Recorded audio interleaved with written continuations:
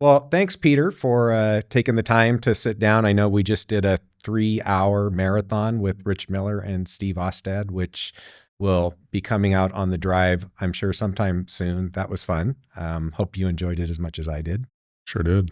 So I have just really about 7 or 8 questions, and then I thought we'd do a lightning round, and some of them will overlap with the conversation with Steve and Rich, but I want to get your thoughts specifically on some of these things. So let's start with a kind of a broad concept, which we did touch on with Steve and Rich, which is this idea of Healthspan. And how would you define Healthspan? I define it pretty loosely and squishy as some combination of physical function and performance. And you can get, you can start to define these things, right? You can talk about measurements of strength and power, and explosiveness and reactivity and balance and flexibility and freedom from pain, although that might not be thought of as performance, but a bunch of things that are both subjective and objective around physical performance. And then a comparable set of things around cognitive performance, which again, we can define and measure many of these things, right? How is short-term memory? How is long-term memory? How is executive function? How is visual spatial recall? All of those things are measurable and definable, and they do predictably decline with age, but the longer we can preserve those things.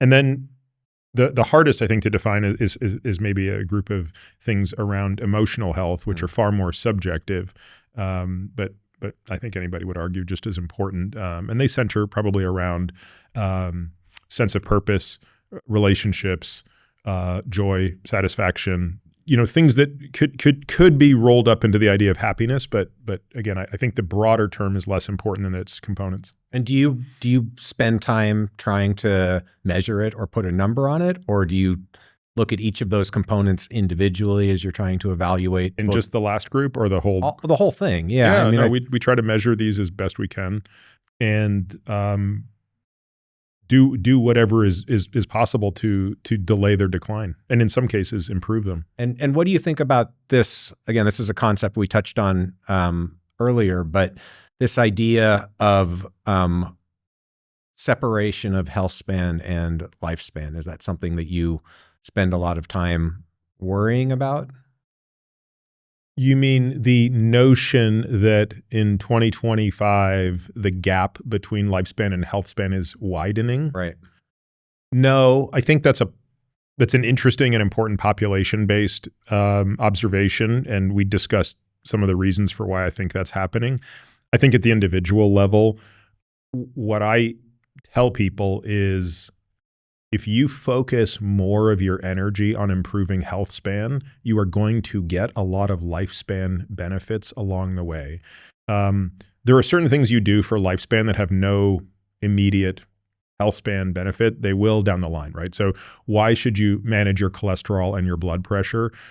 You're not going to feel better from either of those things, right? Neither of those things produce any symptom, and fixing them doesn't ameliorate any symptom. But there's a big difference between having, a heart attack at 75 and maybe never having a heart attack. And so if you're 50 and you're thinking about it, then it definitely would impact health span. Although we tend to think of that more as a lifespan intervention. Whereas, frankly, when we're doing a lot of exercise, even though there are clear lifespan benefits, we mostly frame it in terms of health span, which is you're training yourself now to be able to do things as you get older. And body in motion stays in motion. And we know that training more than exercise is what matters, right? Training is specificity of movement, not just sort of kinetic movement, which is valuable, right? You'll get a lot of lifespan benefits from that, but you don't really get the specific training benefits, right?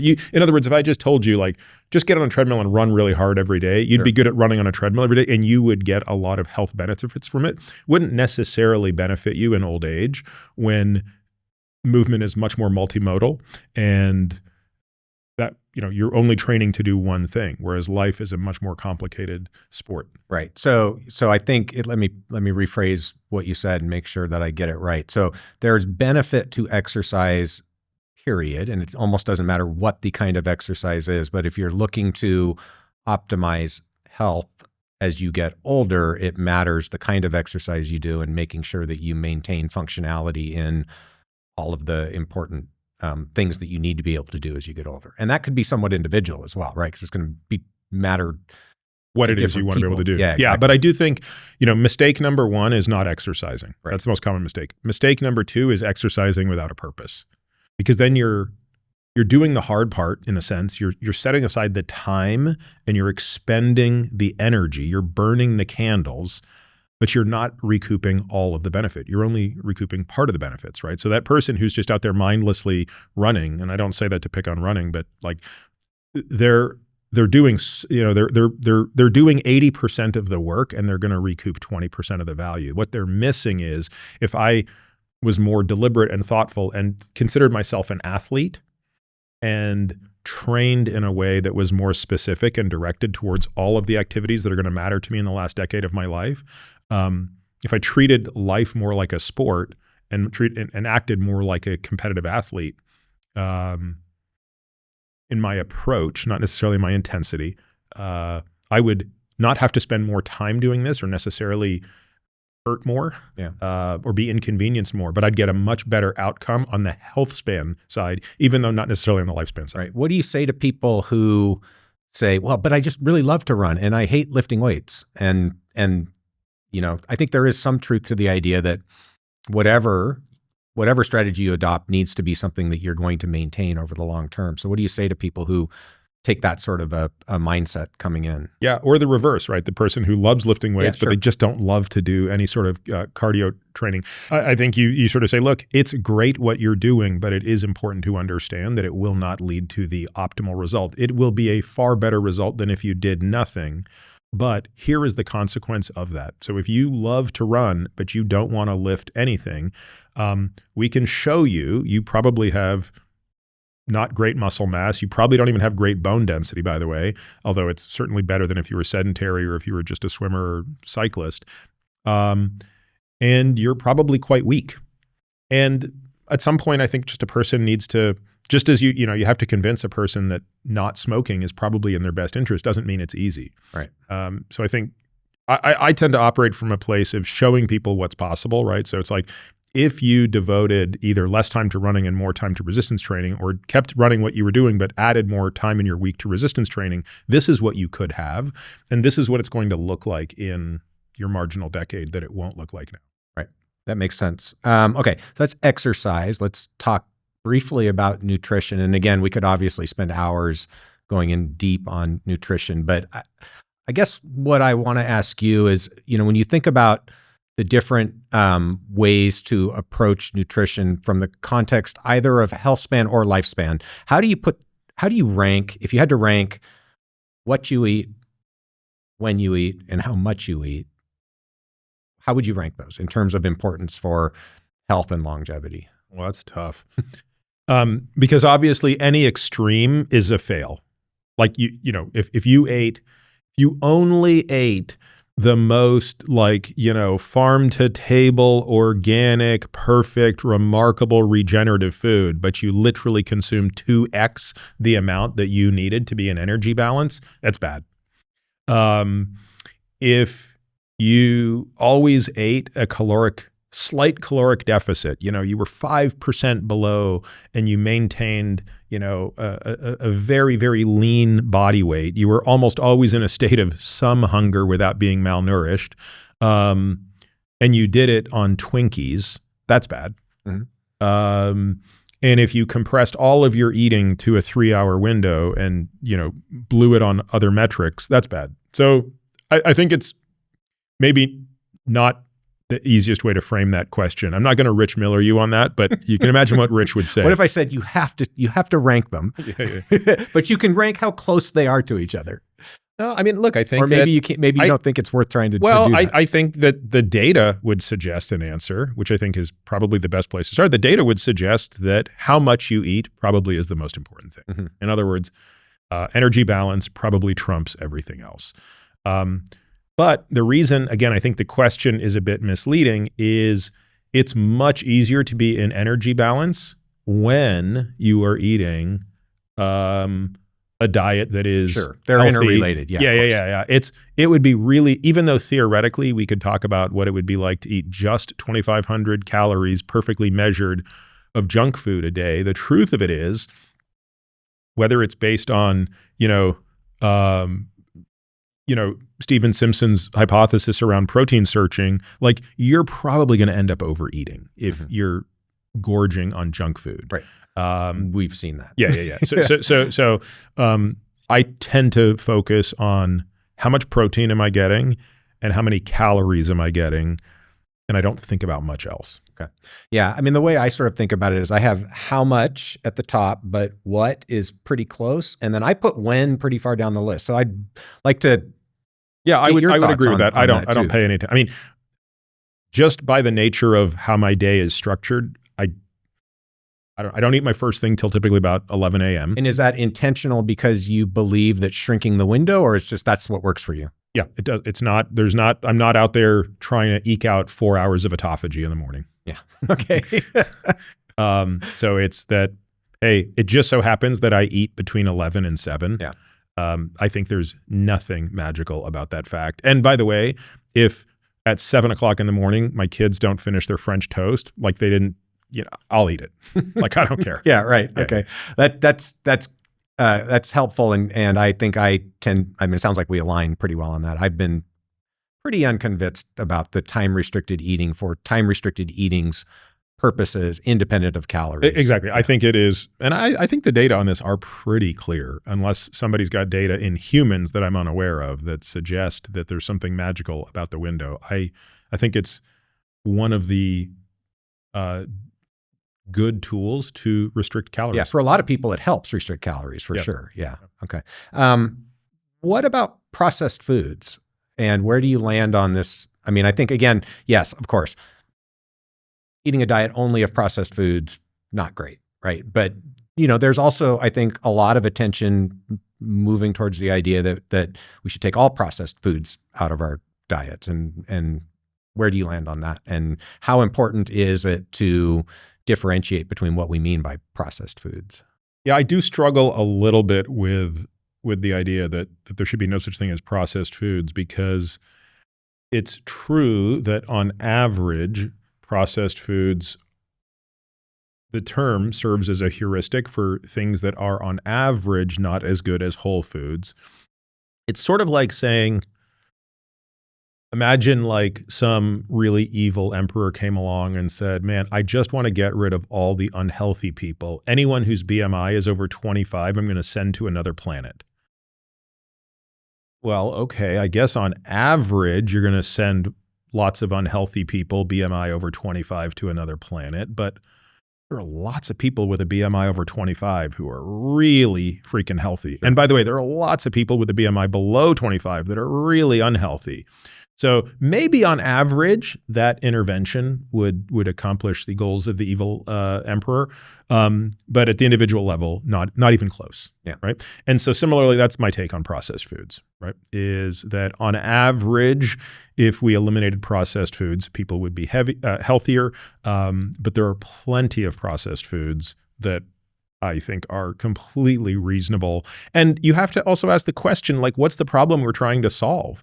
Like, if people had infinite time to, buy fresh foods every single day and cook them, that's great. But a lot of people don't. And I have means and I don't. Yeah. Like, I don't have the bandwidth. I mean, I was telling you before we started this podcast, like, what did I have for breakfast today? David Bar, 3 Maui Nui venison sticks. Shameful plug for 2 companies that, I also have an interest in. But I mean, that's what I'm eating for breakfast most days. And you feel like that. And those are both processed foods. The framework of a diet that you consider healthy for you. Yeah. I mean, look, I also happen to have the benefit of knowing everything about those companies. So I know exactly how the products are made. And I wouldn't necessarily just say I would eat any protein bar and any sort of, jerky stick. Right. But, I happen to know what goes into these things. I happen to know that, I am maximizing protein and minimizing calories. That's what I'm trying to do in that meal. It's always after I've worked out, right? So I'm trying to provide substrate for muscle protein synthesis. I actually prefer to eat it in a whole food. it's more satiating to me than drinking a shake. So like I have my reasons for doing it, but the bottom line is it's processed. Now, on a weekend, yeah, maybe like if I've got the time, I'd rather make an omelet and, some avocado toast. Right. Right. But I don't have that time during the week. Like you've seen my schedule. Like I don't stop. Yeah. So, yeah. I mean, I think that nuance is super important, that first of all, not all processed foods are the same. And there are multiple sort of competing aspects in your daily life that contribute to the way that you approach your nutrition. But I also think what you said about knowing the composition of those products is important and probably pretty challenging for the average person, right? So that because the macros don't always tell you the whole story. You have to kind of understand a whole bunch of other factors. So as a rule of thumb, avoiding highly processed foods as much as you can reasonably is a good idea. Absolutely. And when you can't, as best you can, know the macros for sure and the quality of the ingredients as much as you can. Yeah. What about alcohol? Where do you land on that? Because it seems to me that there is a ongoing, I don't know if it's truly a shift, but greater emphasis on the idea that alcohol is a toxin and all alcohol is bad. And yet there is evidence out there that moderate consumption of alcohol is associated with at least reduced all-cause mortality. Has your thinking changed on that? And where are you at now on that sort of question? I think this is a nuanced question, and we could go as deep as you want to go on it. But I would sort of maybe start with like Tylenol and acetaminophen as an example, right? So acetaminophen is hepatotoxic. It's toxic to the liver. But Tylenol is readily sold over the counter, and it's an amazing drug. Like it really, really works. Interestingly, we don't know how, by the way. It's one of those drugs. We have no idea what the mechanism of action is. Yeah, another one of those examples, like no idea how this thing works. But it sure does work, right? If you have a fever, it's going to bring it down. If your body's aching, it's going to help you stop. If you're in pain, I mean, in some ways, I think it's an underutilized drug in the hospital for patients post-surgically. It's a great way that we could reduce dependence on opioids. But let's be clear, your hepatocytes get taxed every single time you take it. Now, most of the time, it doesn't matter because you're taking it at a low enough dose and the liver has the greatest capacity to regenerate of any organ in the body. So most of the time we're taking acetaminophen. It's like, our liver takes a little hit, comes back, takes a little hit. To be clear, at no dose of acetaminophen is it benefiting the liver. Right? It's benefiting the organism. As other uses. Yeah. It's benefiting us as a person, but the actual hepatocyte never experiences a benefit, a rejuvenation. Sure. Okay? So it's not good for the liver, but it creates a blunting of certain symptoms. Yeah. Now, of course, at some point, probably around 4 grams in a single dose, boy, you start to take a big hit. You'd probably actually measure a bump in the transaminases. And at not much more than that, like literally in the ballpark of 20 to 40 grams, you could irreversibly injure the liver. And that's an individual that will be dead in 72 hours absent a liver transplant. That's kind of staggering. So what's the analogy with alcohol? I think the analogy with alcohol is if you believe the Mendelian randomizations, there is no dose of ethanol that is beneficial. But beneficial for what outcome? ACM, all-cause mortality. Okay. Now again, I don't know how much we want to go down the rabbit hole of how Mendelian randomization works and what its limitations are. But of course, it does have its limitations. Well, let me ask you, what do you believe? Are you 95% sure there's no benefit for all-cause mortality at any dose? Are you 50% sure, or where would you put the sort of probabilistic? Well, let me finish what I was going to say, because I think it's less about what do I believe and more about what's the magnitude of the. Okay, sure. It's a dose question. Mm-hmm. It's a dose makes the poison question. Yep. So even if I believe the MR data are correct and that there is no dose that ACM goes down, let's say I believe that. Okay. But that's based on a certain type of analysis. Again, I think the literature at best is mixed on this question, right? The way I mean, the epidemiology though by itself is the least convincing of this because the confounders are horrible, right? The amount of never drinkers, former drinkers, why people don't drink, I think does conflate the slight bump in survival that we see in low drinkers. But my point is, who cares? The magnitude is so small that if drinking a glass of wine a day actually brings you joy and there's some pro-social benefit that comes from it, do it. Who cares? Like when I hear people argue about this, I actually think they need a life. Like you've missed the point, right? The point here is not whether one drink a day is toxic. The point here is it good to be drinking 4 drinks a day? Is it good to be drinking 3 drinks a day? And I think there the data are pretty clear that the answer is no, it is not. You know, and it's probably 30 to 45 grams per day that it is pretty clear that this is lousy. Furthermore, what I don't think these studies have the granularity to provide input on is timing matters. It's a big difference between having a glass of wine right before you go to bed and your sleep is indeed jacked. There's no denying this today, right? That your sleep is disrupted by alcohol and proximity to sleep. That's a totally different equation than I had a cocktail before dinner at 6 o'clock, and by the time I went to bed, I'd completely metabolized that alcohol and my sleep was unaffected. The data don't capture that nuance, but this is kind of like real world example of a difference. So I don't know. My view is, I know the Surgeon General recently issued a warning that alcohol is a carcinogen. I was going to ask you about that. Yeah, I don't know. I mean, I have to be honest with you. I don't know that I care much for public policy on this stuff. I think public policy has a really bad track record of declaring things carcinogenic. I mean, the WHO apparently considers sleep deprivation a carcinogen. While I think sleep is very important, I have yet to see any evidence to tell me that poor sleep actually causes cancer. Maybe it does, but that we could say so with such a high degree of confidence that the World Health Organization would decree it, I think that's irresponsible. I think that erodes people's trust in health advocacy groups. So, I mean, I think the one thing you could point to where public policy did have an impact is tobacco, right? And obviously there were lots of other things that went into that, but it did seem to move the needle in that case.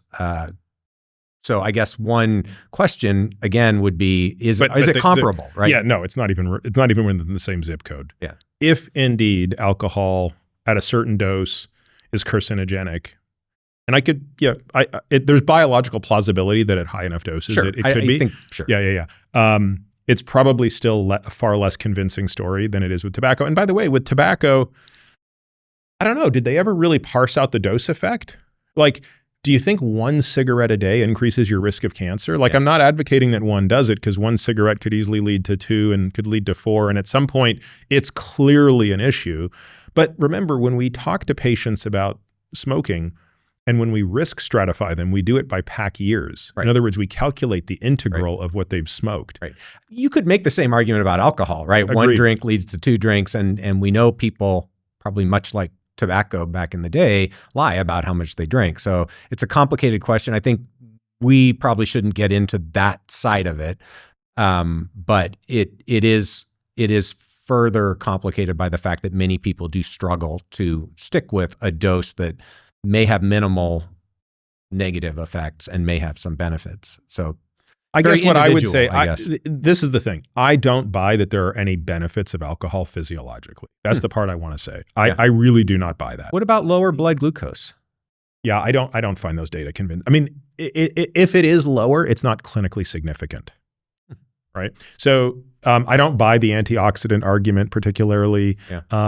I really do think that in the sort of Mediterranean data where we see the benefits of drinking, wine, I think it's more a part of the dietary pattern. In other words, I think it is the diet, the wine, the engagement, the sense of community, right? And I think that, again, this is the kind of thing that Rich Miller would pull his hair out over, right? Is how do you tease out which of those things is contributing which factor? I don't know. And that's why I say to people, like, by all means, like if it is it's a wonderful and pro-social thing for you to have a drink, like, by all means do it. But at some point, like, acknowledge that this isn't good for you. It's just maybe at low doses not bad for you. Yeah. What if I told you that there's data that low dose ethanol increases lifespan in C. elegans and in mice? Would that change? It wouldn't necessarily change my point of view. I'd be interested in why. What dose? I don't know. Oh, you're hypothetically. No, I mean, there is actually data in C. elegans. I don't remember the dose, and there is data in mice. I haven't seen it, but I know people who have done those studies and trust them. I'm not trying to use this as alcohol's good. I think there are some potential. Clearly, you can come up with hand-wavy mechanisms for how the ethanol molecule itself or effects on blood glucose or other things that ethanol may do in terms of circulatory function could have a benefit for longevity, but I don't think anybody has any clue as to what the actual mechanism could be. And it's not rock solid. It's not at the level of rapamycin. I guess. Well, I'd want to understand the dose, right? Because there could be like some hormetic dose of ethanol that's beneficial, but it doesn't really replicate the way ethanol is consumed in a human dietary pattern. I don't know. Unless one drink a day at lunch is hormetic, like maybe. Yeah. I don't know. We're not going to get to any sort of answer, but I guess I would say I think I align with you on the pragmatic side. I'm not 100% convinced that there is no benefit to low dose ethanol, but I think for many people, the risks would outweigh the reward. I just think it's a rounding error either way. So it's like at a population level, sure. Yeah. Or even for me, like I probably drink 4 to 6 drinks a week.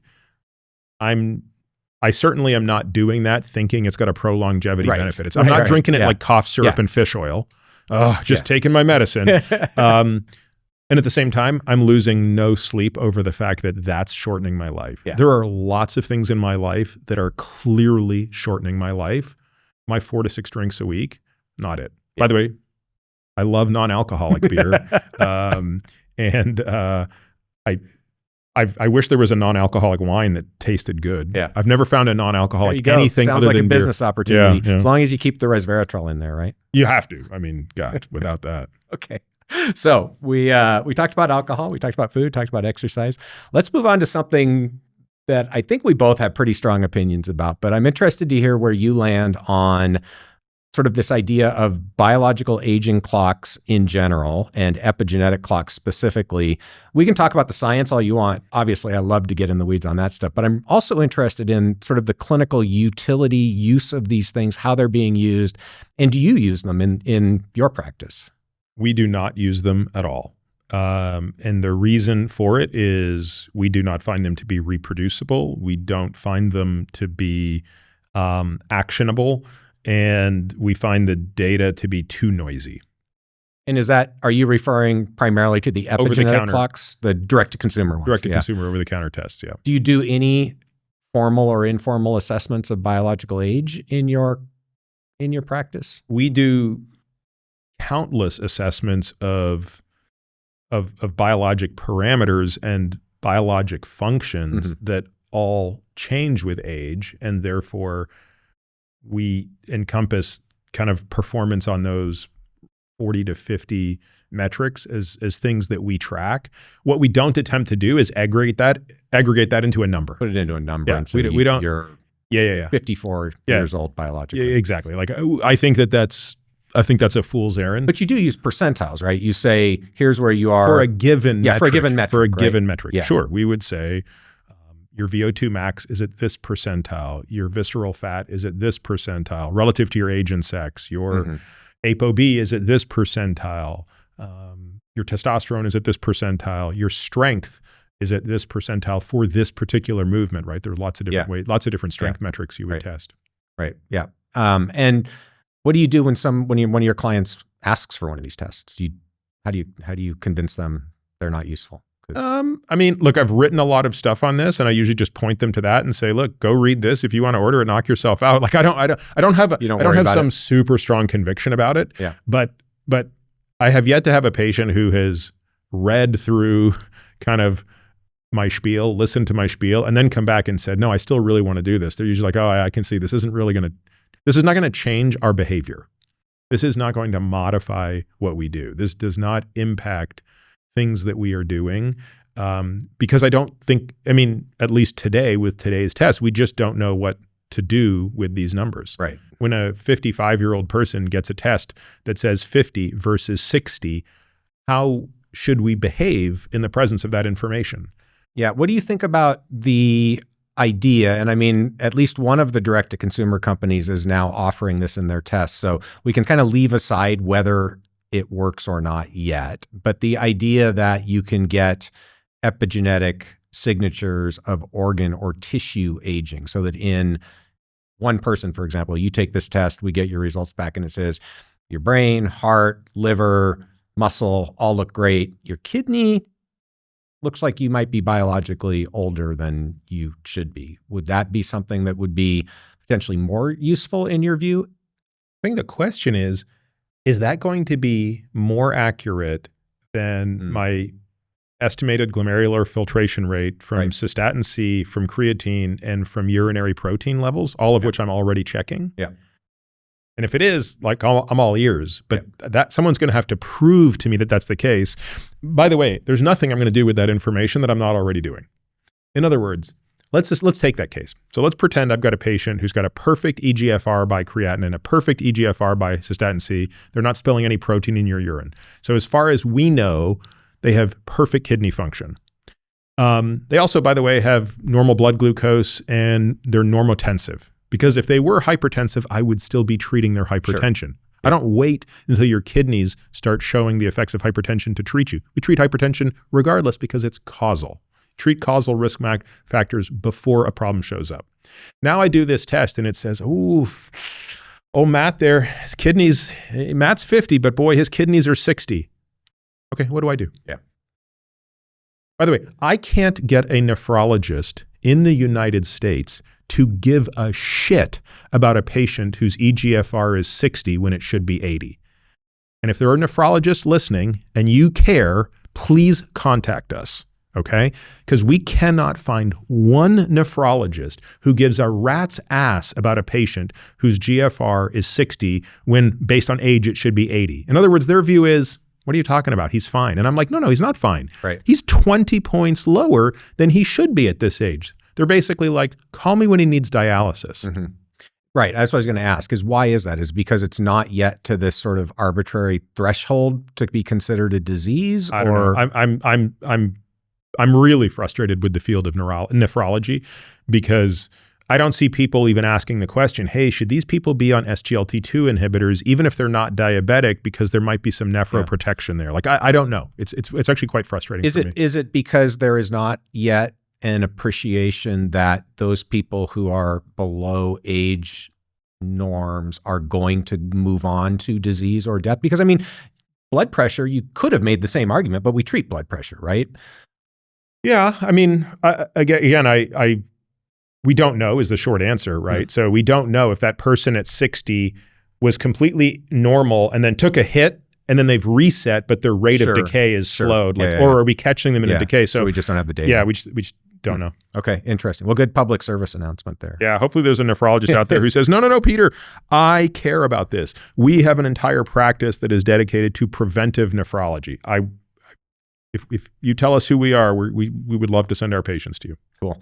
And I want to come back to the point you were making before that, though, which I agree with, which is that if the biological age test, no matter what it is, whether it's one of these epigenetic tests or whatever the next generation is, if that doesn't line up with the markers or functional metrics that are at least mechanistically associated, if not directly what you're interested in, they're useless. Like, it doesn't, you should not modify your behavior or intervention or treatment plan based on an epigenetic test that doesn't match everything else. Here's the only place I could ever imagine using one if I was 100% sure it worked.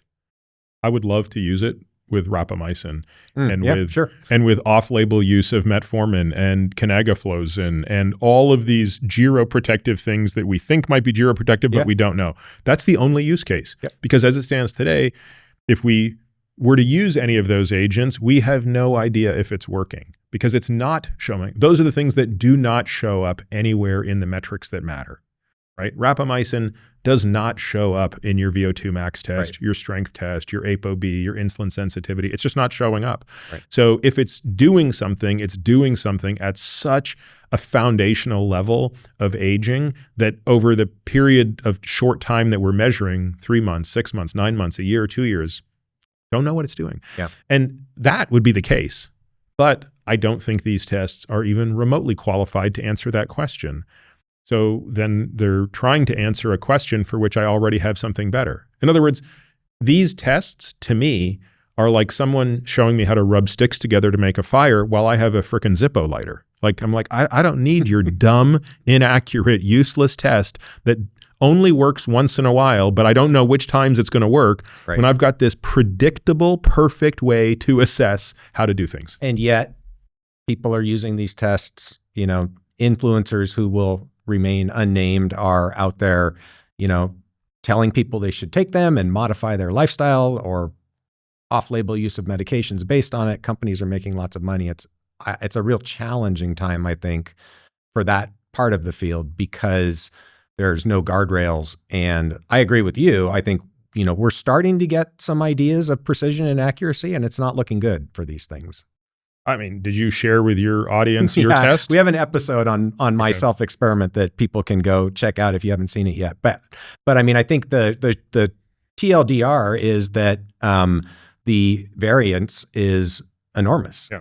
And so we really have no way of knowing how accurate these are. And it varies a lot also across different companies. And we have no idea, if any of them, whose test is working. So yeah, it's really challenging. But it sounds like we're sort of in the same place. I guess maybe this isn't even worth spending too much time on, but I think one of the things that I've noticed is there are a growing number of doctors now recommending that their patients use these tests. And I'm wondering if you have any insights into what would they use that information for? I don't know. Okay. Maybe if your doc recommends you use these tests, you should ask them because it's not. Or clear. hopefully people will leave comments in the video and Yeah, say, hey, my doctor does, and this is what we do with the information. Yeah. Okay. Yeah. Okay. Let's talk just briefly about APOE. And I guess the question is, I get why we want to measure it, and we can measure it, genetically. Does it change your approach to a patient knowing their APOE status? And if so, how? It does in the sense that, and it depends on the patient, right? There are some patients who, that information doesn't change anything because they're already going to kind of do everything that is at their disposal to reduce their risk of either neurodegenerative disease or dementia. There are other patients, though, for whom I think it does serve as additional motivation to take certain steps. Sure.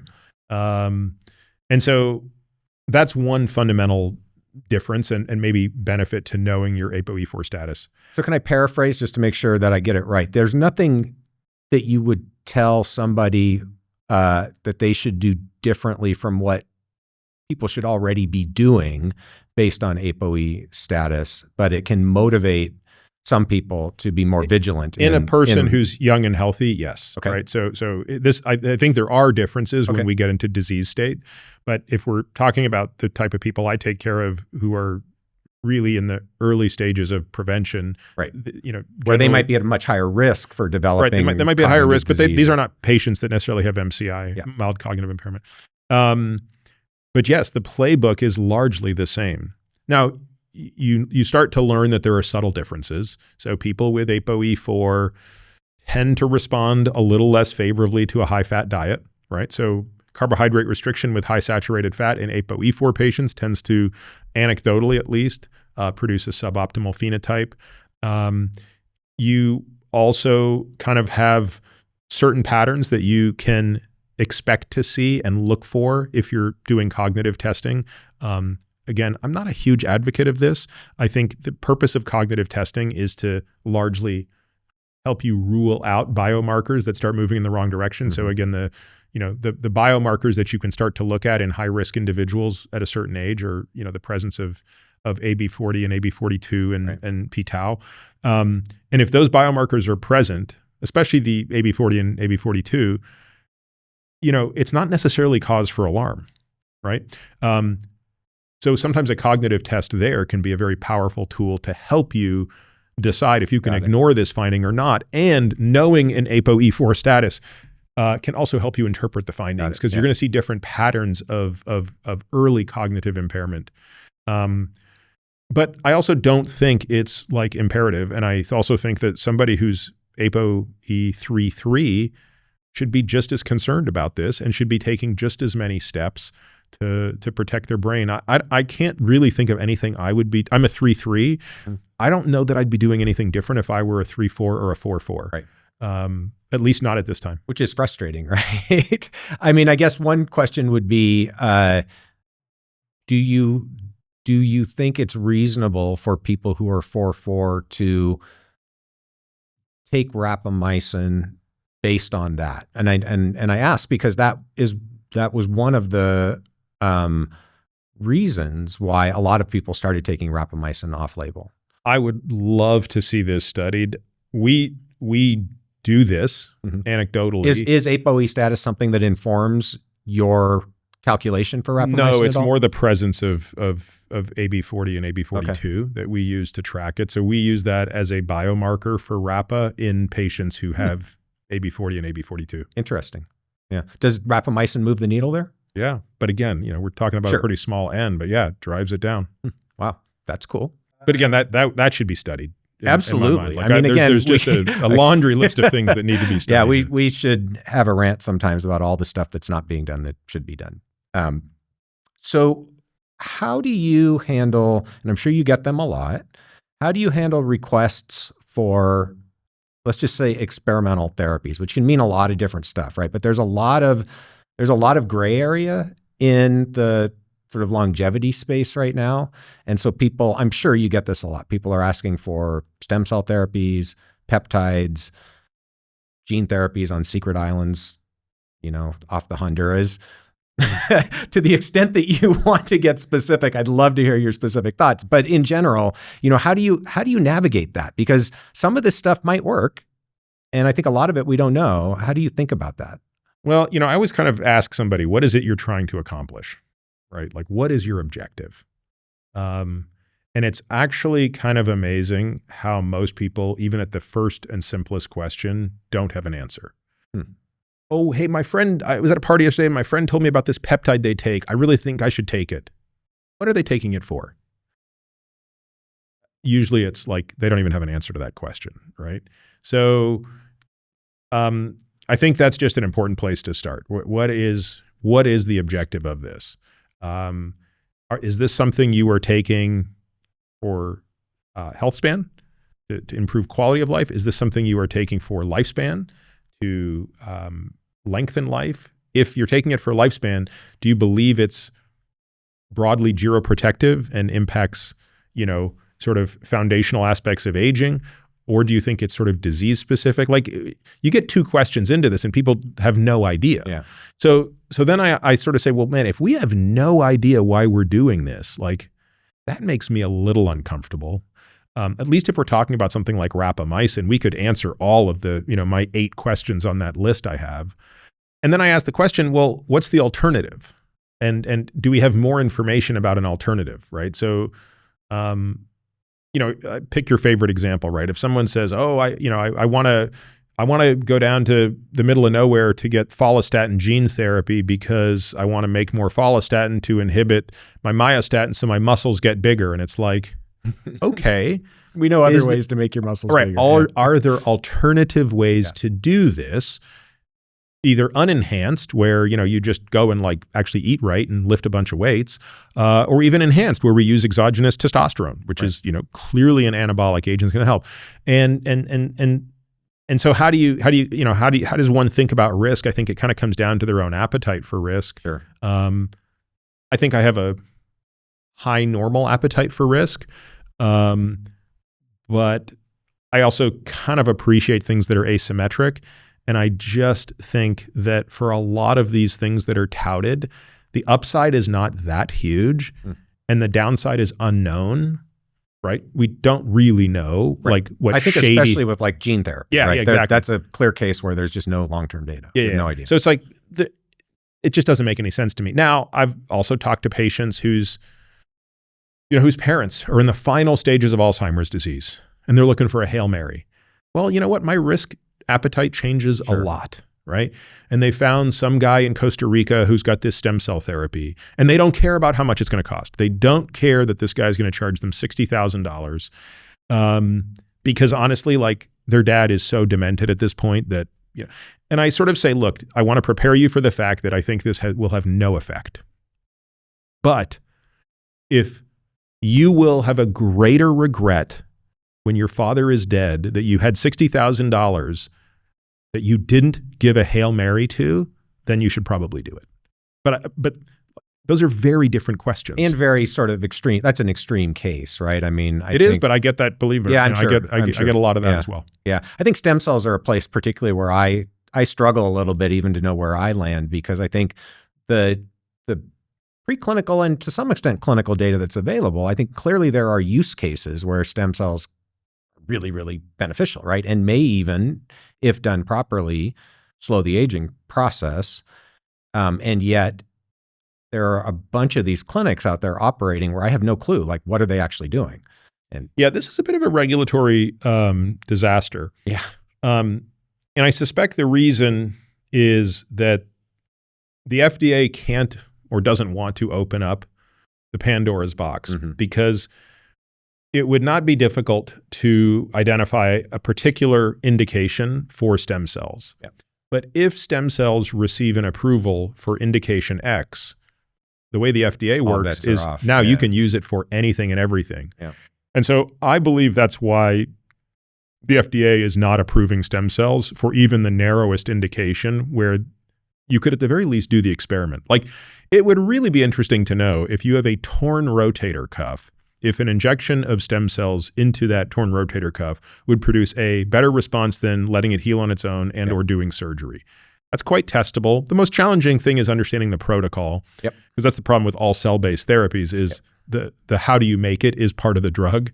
But again, I think that their view is, oh, well, if we open the door to that, I mean, forget about it. It's interesting. I'd never thought about it from that angle before. So that's an interesting hypothesis as to why. I think it's the same with the whole peptide space as well. Yeah. Right. So the FDA has put the kibosh on peptides. The FDA has put the How are peptides any different from any other small molecule, right? In the sense that you know specifically what the peptide is. You can do manufacturing I think their view is just that like, well, it's an interesting question, right? Do they think that, like, let's take the two ones that people that talk about the most, right? People talk about BPC 157 and CJC 1296. Those are the two that I certainly get asked about the most. Yeah. I think decent. It's not implausible that those things have efficacy in certain situations. Right. Have you used either one of them? No. But I've had patients use them both. Sure. Prior to the FDA sort of banning them, when you could actually buy them in the US from credible sources, like when you could go to a really good compounding pharmacy, they could give you a COA. Yeah. Is it actually banned?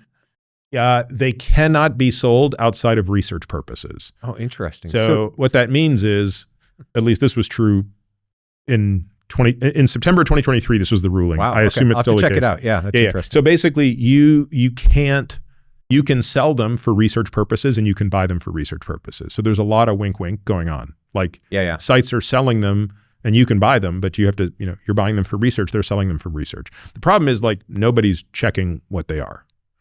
So there's a purity, which, I think the same thing could be true for stem cells because there's a lack of quality control. Yeah.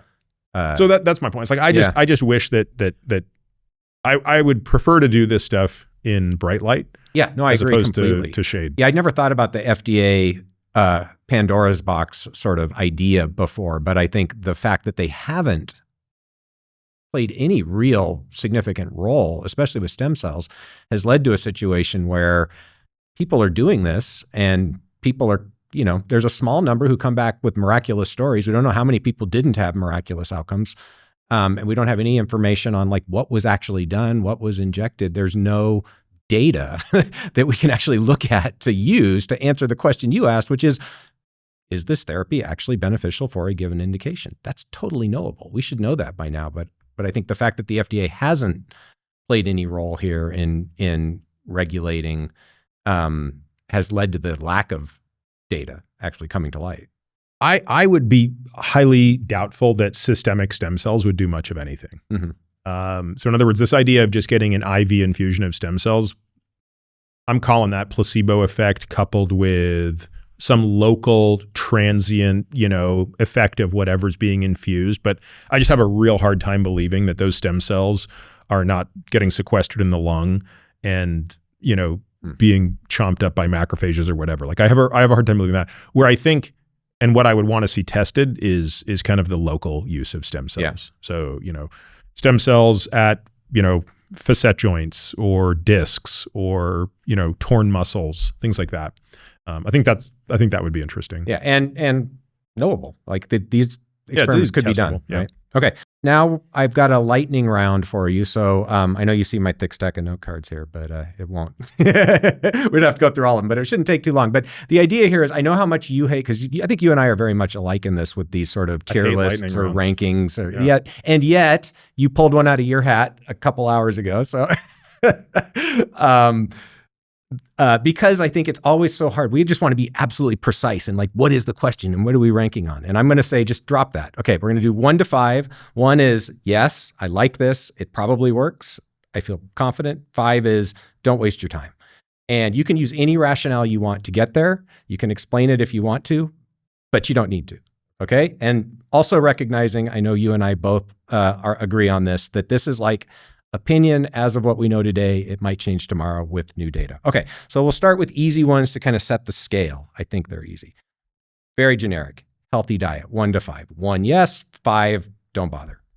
And I'll tell you what I did after you tell me what you did. We'll see what we disagree on. Sorry, this is just going to kill healthy you. Diet. This healthy diet. Don't overthink it. I know you have to. I'm going to go with a 2. Really? Okay. I have it as a 1. Okay. I'm interested why you would say. Because if that means like you can't have any processed foods and whatever you think a healthy diet, your version of a healthy diet. All right, man. Resveratrol.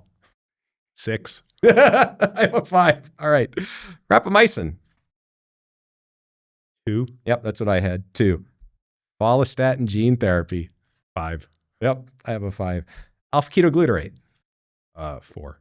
Okay, I had a 3. We're pretty close. 3 for me is just like, I don't have enough information to know at this point. Probiotic supplements. Totally depends on the brand, but call it the best one out there. Best one out there, I'd say 3. Okay, that's what I've got. Chronic caloric restriction in humans. We're talking about humans now, not mice. Chronic. Yeah, meaning you're trying to replicate what's been done in mice for the idea that it will increase your longevity. 3, because you might actually live a bit longer, but boy, it is not going to be worth it. So 3 to 4. I have it as a 5 actually. And I have it as a 5 because I think it would be a miserable existence. And I actually think there's a better chance, because of mice are so different from people, that there would be harmful things that would counteract the benefits. Okay, spermidine supplements. Oh, this is something I've become quite interested in. As of today, I'm going to go with like 2 to 3. Interesting. I've got a 3. Okay. So, and you're interested because some of the data I've seen recently looks compelling enough that I want to see it. My appetite for more research here is growing. I agree completely. Yeah, it's one of the more promising supplement products that are out there. We're going to talk to Rich about that. Yeah, that's right. Yeah. Close friendships. Oh, I mean, I think in terms of quality of life, 1. Okay. Yeah, me too. Sleep tracking. The utility of sleep tracking. I think it's pulsatile, right? I don't think it's something you need to be doing all the time, but it can create a great sense of awareness on certain habits, right? So it's frankly the way a lot of people learn that eating too close to bedtime and drinking alcohol before bedtime is not helpful. Yep. But you can also get really paralyzed and anxious around it. So I'm just going to call it a 3. Yep, that's what I had too. I actually, given the way you described it, would probably move to a 2. But yeah, I would agree. Sauna. I'm going to go with a 2. Okay, I have a 3 there. Why do you go with the 2? Even though it's mostly epidemiologic data, I think the consistency of the findings, the magnitude of the finding, if you sort of Bradford Hill it a little bit, I think there's a signal there. I also think it's just a great pro-social thing. So I think for many people, they're not just going in the sauna by themselves. Sure. They're going in with friends or spouse. For me and my wife, certainly it's 20 to 30 minutes 4 or 5 times a week when we don't hear our kids talking. Right. So independent of the sort of physiological effects that may be there, there's the social aspect as well. Okay, cool. Vitamin D. I would say no study has been done correctly in my mind to actually answer this question, right? Because if you want to do this study correctly, you need to measure changes in vitamin D levels. And in other words, you need to titrate the amount of vitamin D a person takes. You need to take a bunch of people who are walking around at 30 and keep them at 30. And then you need to give a bunch of other people whatever amount you need to get them to 60 or 70 or whatever. And for some people, that might be 2,000. For some people, it might be 5,000. For some people, it might be 10,000 IU. And you need to do that study for long enough and measure the right stuff. And until that's been done, we have no earthly clue. So I'm going to call it a 3. Okay. I gave it a 1. And I will just want to clarify what you said, make sure that I understand it and clarify it for the listeners and viewers, is the studies that have been done where they report either a benefit from vitamin D supplementation or probably more often no effect. Usually a null finding. Yeah, no effect.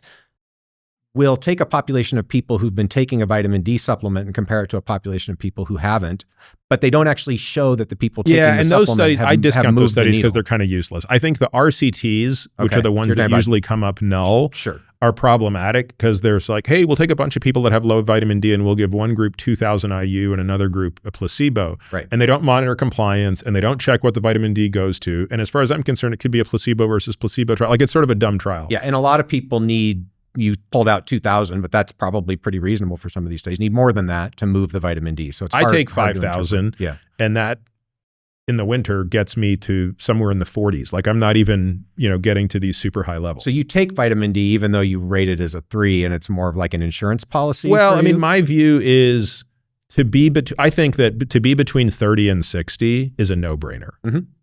So if the question is, should you take supplemental vitamin D if you are below 30? Right. I think the answer is 1. Measure it first and then take it if you need it. Okay. The answer is 1. We're on the same page. But what I don't know is 70 better than 40? Like I have no idea because that study hasn't been done. Right. Although I'd like it to be done. I agree. Yeah. Okay. NAD boosters. 5. I gave it a TBD. TBD. I mean, no, it's total opinion. May change I think next as week. of today, I don't take it. Not in my portfolio. Yeah, I don't take it either. I gave it a 3. Why are you so optimistic? I think there's a lot of smoke, right? And so there's enough smoke that I think there's a reasonable chance. What's the smokiest thing you see in humans? Well, there have been a few small clinical trials so Parkinson's disease looks interesting. There's been at least one for muscle function. Yeah. So again, none of them are great. Yeah. They're all short term. It seems clear that you can boost NAD levels in people with at least some of these things. Yep. And that for some indications. So this gets to the idea that is NAD going to benefit most people for aging? No idea. Is NAD. By the way, that's sort of where my 5 is. Yeah, no, that's fine. That's my 5 is on that This is why we don't need to overthink it too much. Yeah. But I think we're both of the opinion that there's the potential, but right now, no great evidence for benefits for the average person. And then teaser, if you want to get more into this topic, we got a little bit more into this with Rich and Steve about the different types of NAD precursors and all of that stuff. But generally speaking, still unclear whether NAD generally declines with age and boosting is going to be beneficial. Maybe. Urolithin A. We did a deep dive on this a little while ago and came up with a big 5. Really? Yeah. Oh, interesting. Okay, I had it as a 3, and I would say that's probably about the same. That I would say same confidence as I have for NAD at this point. Again, based on some of the preclinical work in worms and mice, although there's not a lot in mice yet, and some of the not very great human studies, short-term stuff, but potentially promising. I'm always happy to find a study that overturns the studies I've looked at, but we did not find it compelling. So where would you rank, and if you had to say which is more likely to turn out to be beneficial, NAD boosters versus urolithin A? NAD boosters. Okay. I would give a little more confidence to. Cool. We sort of already talked about stem cell therapy, but where would you put that? Well, it's so broad, right? Because it's like, again, you've heard what my point of view is. If it's IV, systemic, like 5. If it's intramuscular, maybe a 2. Okay. I gave it a 3, not breaking blended. it down that way. And it was Yeah. just kind of like, I don't know. Yeah. I think there's a there potentially, but Yeah. we don't have enough. Okay. Vegan diet. Again, it always compares to what, right? You take a person who's on a standard American diet, who's just killing themselves, eating You just can't help yourself. I mean, how can you answer these questions otherwise? Like, compared to what, right? What's the number? I don't know, a 3. I mean, Okay. it has a lot of benefits, but also has a lot of costs. Yeah. Right? Like, you're going to have to work really hard on getting enough protein and making sure you miss out on the 3 best sources of protein. Right. You're missing eggs, dairy, and beef. Yeah. So you've got to work really hard to get enough protein in. And it's also really easy to eat a junky vegan diet. Yeah. Like a lot of people, Right. I the think college that's vegan of diet course. is also, so Yeah. I just hate the label, So truthfully. again, this gets back to what you eat in addition to how much you eat and when you eat, all being important. And there are flavors of vegan diet. Yeah. Yeah. Again, I just put all diets in the waste bin as far as like, That's fair. Anybody who feels so compelled, as I once did 15 years ago, to make such a big deal about their identity and their diet. Yeah. I don't. I have no patience for I have those no people. patience for you. I don't care.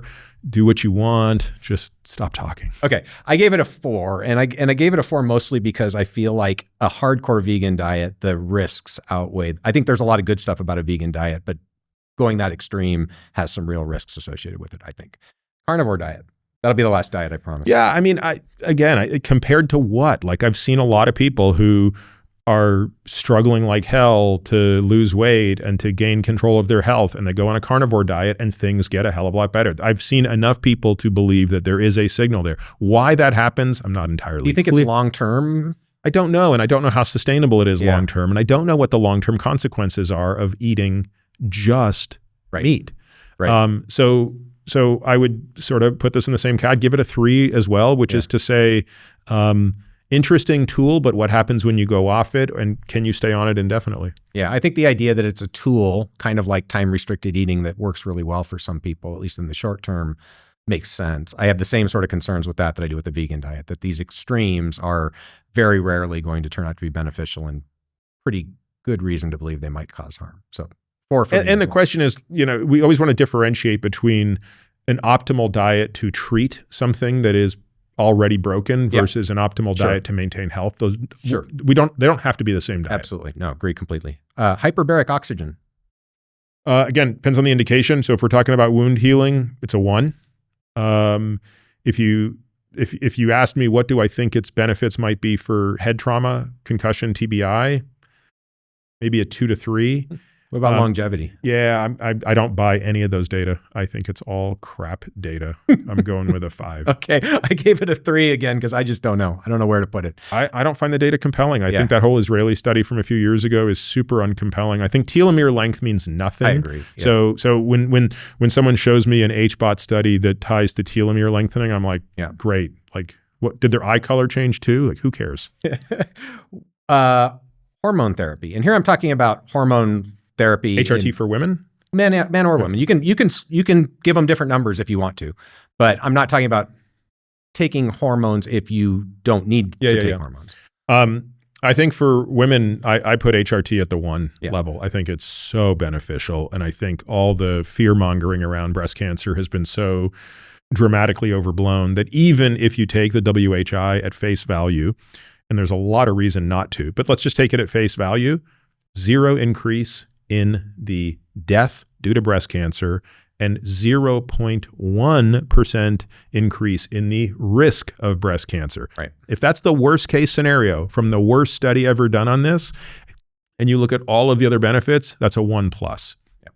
When it comes to testosterone replacement therapy in men, I would still, frankly, give it a 1, maybe a 2, because again, I think the data are really clear now that so first of all, the data are, I think, there's less benefit on the disease front side For men.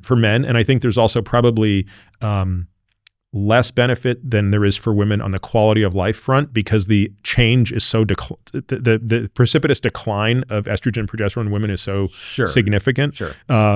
So in other words, I just think the magnitude of the benefit is a little lower in men. Could that be because men are going to be more stratified? Like all women go through menopause, right? Clearly there are differences and different women will respond differently to hormone therapy. But men are, I think, much more variable, both in onset and degree of change in testosterone. Yeah, I also think men's suffering when T is low is not as severe as women's suffering off hormones. Symptomology. Symptom-wise, yeah. But anyway, look, I think HRT for both men and women is really safe. And if it's done correctly, and by the way, there's lots of docs out there that I think are not doing it correctly. That's a whole different issue, yeah. And so I'm assuming in my answer here is you have a person who is not a coconut who is treating you, who really understands how to manage these things. But if that's the case, I think they're ones. Yeah, that's what I had too. All right, metformin for non-diabetics. Yeah, we talked a lot about this on the podcast. Again, I struggle with the fact that it doesn't get into the muscle and that it's potentially just getting into the gut and the liver, which has its benefits on glucose, as we know, but my intuition is that it's a 3 to a 4. Okay. I gave it a 4, but I could be convinced to move to a 3 with a little bit more data, but I'm just not convinced at this point. SGLT2 inhibitors for non-diabetics. I'm going to go 1 to 2 on that, actually. I'm pretty bullish on the SGLT2 inhibitors. Are you more bullish than rapamycin? No, but I'm more willing to use it than rapamycin because they're so benign. Okay. Yep. I gave it a 2 as well, which is what I gave rapamycin. Growth hormone in elderly. Super interesting question. And probably the thing I get asked about more than anything else in the practice by patients. Yeah. Hey, Peter, what do you think about little GH? And I'll tell you what I tell all my patients. Can we wait a little bit longer? You know, you're only 50. Let's save this bullet for later. I'm all for having this bullet in the gun when we really need it, but I don't know that I want to use it right now. And I'd love a little bit more data. Yeah, I would agree. I gave it a 3, but I also don't know that I have enough data and that I'm familiar enough with all the data that's out there to be confident in this. I can save you a bit of trouble because we've already done this. There are no great data out there at all. Right? You're going to look at really short-term use cases in burn patients and AIDS patients and things like that. But there's really nothing to look at outside of reading all the bodybuilding forums, which are actually quite interesting. Sure. If you often ahead of the medical community. If you really want to kind of understand what's happening in the community for people taking long-term use of this drug. The problem with those data is it's confounded by mega doses of other anabolic agents. So it's very difficult. Yeah. But I will say this. I've never spoken to a person on GH who, on a modest low dose of GH, who really complained of much. And I've also not found, I don't think it's oncogenic, right? I don't think it. Sure. Yeah. But you know, there's still a part of me that feels like it wouldn't be responsible to just give this to somebody without absolutely being sure they didn't have cancer. Right. What are your thoughts, or are you familiar with the TRIM protocol? It's growth hormone, DHEA, and metformin. Yeah. What are your thoughts on that? I'm asking because I've sort of been playing around with the idea of trying it myself just to see if there's any detectable change in biomarkers. Yeah, that was the study, the Fahey study. Greg Fahey, yeah. Fahey, was it? Yeah. And they looked at thymic regeneration. Right. There have been a couple now, both all from Fahey, so, you know. Yeah, I don't know. Have they looked at actual immune cell function? I think a little bit, but certainly nothing. None of the trials have been large or comprehensive.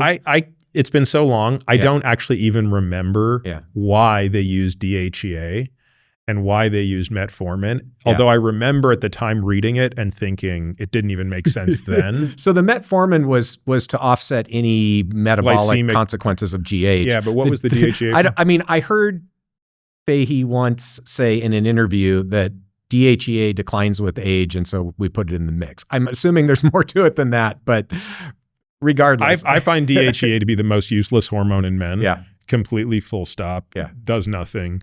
In women, it can boost testosterone a little bit, but. Yeah. Okay. Anyways, that's a little bit of a tangent, but I'm intrigued by that possibility of thymic regeneration. And Yeah. So I would give that protocol like a 4. Okay. Continuous glucose monitoring. I put this in the same, whatever I gave sleep tracking, I would give this, which is really great. Everybody should do it once. Amazing to understand how nutrition, exercise, sleep, and stress impact your glucose. And for some people to have that around, that information at your disposal all the time is an amazing way to modify behavior. And that's great if it improves the behavior without increasing distress. For other people, that produces distress. Right. Don't do it. So let's call it a 3. Okay. I think I gave it a 1, but for exactly the same reason. I think we completely agree on everything you said. BPC 157. Well, I sure love to see it studied. Again, it's a VEGF analog, so I could absolutely make the case if somebody, tears an Achilles or has some other injury where we really want to increase vascular endothelium, like I'd love to see it being used. So again, I bet that there's something there, but I don't know how to make sense of it today, and I don't know how to assure quality. Yeah. And this is one of those things I wish the FDA would let it be studied. But again, you could make the argument, well, who's going to study? Who's going to pay to study it? Yeah, I mean, very much like any drug that's off patent, right? Yeah, same problem. It's a solvable question that there's no profit incentive for people to study. Yeah. So I think in its pure form, a 2, but in its practical form, maybe a 4. Okay. Because how do you ensure purity? Right. How do you know how to dose it? Right. So you're convinced enough by the data, though, that if you knew it was good quality, that there's enough reason to think it could have benefits? No, I'm not, because I haven't seen enough data. Okay. I'm just convinced by this is purely mechanistic. Because it's an analog of VEGF, I could certainly make the case that if I'm trying to heal tissue, VEGF would matter. Now, I've seen people selling oral BPC 157. If you're watching this and you're buying oral peptides, please stop. Yeah. They literally get destroyed in your stomach. Yeah. So please make sure you're not buying. Much like you shouldn't put the rapamycin powder on your cereal and eat it, because it will also get destroyed in your stomach. Yeah. What about GLP-1 agonists so I gave that a 3 as what about GLP-1 agonists for non-obese people? Yeah, I'm going to go with too soon to tell. Non-diabetics or non-obese? Sorry, non-obese. Okay. Yeah. I don't know, man. It's really intriguing. I agree. Maybe a 2 to 3. Okay. I gave it a 3, but again, it's mostly from lack of data, not because I don't believe there's anything there. I think there probably is. Telomerase activators. 5. Yeah, me too. Young blood, therapeutic plasma exchange. Boy, oh boy. Love to see the experiments done. I guess I give it a 3 for now until proven otherwise. Yep, I'm in the same boat. Okay, do you know this Fatty 15? Has this come across your radar? Yeah. Where do you put that? I remain completely unconvinced by this, so I'm going to give it a 4. Yeah, that's what I gave it too. Yeah. It's a little bit frustrating to me to see this sort of traction happening. Yeah. But it is what it is. Okay, I think I know where you're going to land here. Epigenetic age tests, direct to consumer. Yeah, I'm going to go with a 5 right now. Yep, me too. NMN. 5. Yep. I put that in the same bucket as NR and NAD. Me too. All right. Okay, that's it for the speed round. I have 2 hopefully fun questions. One of them will definitely be fun. The first one is, do you want to play the Hallmark game? No. Okay, we won't do that. Well, how many do you think you can rattle off? No, I was thinking we would go back and forth. We'll each name one until we get to something. I don't know, actually. I can definitely do 7 or 8. I don't know. I get up to all. I can do more. I think I can do better than that. Okay, go. Epigenetic changes. Mitochondrial dysfunction. Oh, that was my favorite. That was my answer. Genome instability. Epigenetic deterioration. I already said that. That was you did? That was your first one? So we've blown my memory out the door. Nutrient sensing deficiency. Yep. Okay, let's say dysbiosis. Telomere attrition. Okay, senescent cells. Inflammation. Oh, that was going to be my next one. Macroautophagy dysregulation. Now it's going to get tough. Genomic instability. I said that one already. You did? Yeah, it was the second Was that one. your third one? Okay. It was the second one, yeah. Now we're going to go back and people are like, you didn't actually say that. Oh, I know. I got one. Okay. Don't say it. No. Proteostasis, Yeah. decline in proteostasis. So I think we're missing 2. No, we're only at 8. I was up to 5 on my hand. Oh, really? Well, regardless, folks, you We can see how we could not name all 12. Game. Yeah. Okay. What's your favorite Hallmark? What do you like best? Not most important. Like what do you like best? These days, I think a lot about epigenetic change. Yeah. Okay. I still have mitochondrial dysfunction as my favorite. I love mitochondria. What's your least favorite? Gut dysbiosis. Oh, really? Okay. Last time it was telomere shortening. Oh, yeah. Of course. I would still say that. I would still say that. Why gut dysbiosis? Because you don't think it's important, or No, you don't think we understand it very well? I think it's so hard to figure out. Yeah. I think that's a pretty weak one to be put in the hallmarks of aging. Well, it wasn't in the original Right. Hallmarks. It's a new one. It was sort of in the expansion league. Yeah, exactly. Yeah. What do you think is the most important for human health span of the hallmarks? If you could fix one. I think maybe mitochondrial dysfunction. Okay. I would, that I'd put up there. I'd probably do inflammation, just because I feel like that leads to it's associated with so many of the diseases and symptoms that go wrong with aging, that if you could fix that, you're still it's not going to fix the problem, but I think it will be, and maybe I'd lean that way because maybe that's the one that therapeutically, I think we have the shortest path, but interesting. Okay. So now for the last game, I understand you're a Metallica fan. Mm-hmm. What is the best Metallica album? Ooh. What was the 1991? It came out in October 91. Was that Black? Yeah. Black album? Yeah, I think so. Okay. And by the way, speaking of Metallica, I talked about this on a previous podcast with Nick Stenson. Have you seen that video of them playing in Russia in 91? I don't think so. It's actually a pretty cool, there's a video out there on YouTube of the 10 largest concerts ever. And this was one of them. Wow. And I can't remember the size of the audience, but it was more than 1 million. So you got to picture like Russia just after the fall of the Soviet Union, right? Like these guys have barely had a few months to get blue jeans. And you've got Metallica rocking out to like, I don't remember, the 1.8 million people. Like, I think the video shows them playing Enter Sandman. I mean, it is incredible. Is that the album you were thinking of that has Sandman on it? That's the Black album. One. Yeah. Okay. So my favorite is Ride the Lightning, but I struggled between Kill 'Em All and Ride the Lightning. So anyways, have you seen Metallica in concert? No, I have not. I've seen Nor have I seen Nickelback. Like how I've not seen Nickelback or Metallica, I don't know. I saw them once in my misspent youth, and then once maybe 4 years ago. I think it was just pre-COVID. We went with the whole family, which was pretty fun. There are tons of bands that I really regret not seeing. And the other one I would say I would put really high on the list is Rush. Yeah. Like how I never saw Rush. Yeah. And I had a chance to, and I was just too freaking lazy one But don't day. wait, folks. No. These guys aren't getting any younger. And, maybe we can give them some tips. All right, cool. Thanks, Peter. That was fun. I hope you enjoyed it. I really appreciate you sitting down and doing this. And I'm looking forward to next time we get a chance to get together. And Easter Island is still on my bucket list. So hopefully we get a chance to do that. I think we should plan that for 2026. Cool. Well, thank you.